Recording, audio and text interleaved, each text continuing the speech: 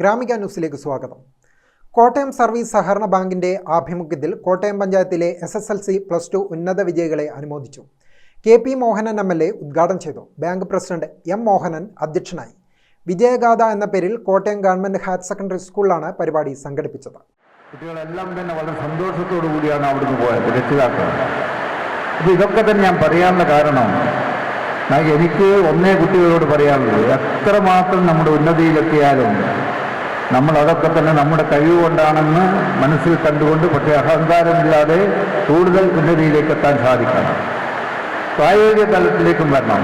വിദ്യാഭ്യാസം എന്നത് വിവരമില്ലാത്തതായിപ്പോൾ അതേസമയം വിവരമുള്ള വിദ്യാഭ്യാസമായിട്ട് മാറണം. വിവരം എന്ന് ഞാൻ പറയാനുള്ള പ്രധാനപ്പെട്ട കാരണം, പ്രായോഗിക വിവരം കൂടുതലാക്കി എടുക്കാൻ നമുക്ക് സാധിക്കണം.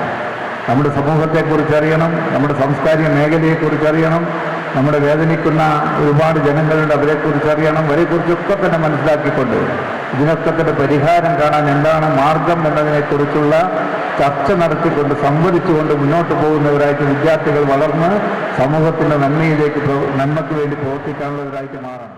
SSLC +2 പരീക്ഷകളിൽ മുഴുവൻ വിഷയങ്ങളും A+ നേടിയ വിദ്യാർത്ഥികളെയാണ് അനുമോദിച്ചത്. മയൂക പി, മയൂക ഋഷികേശ്രീ, അമൃതശ്രീ നിഹ ദിയാബി,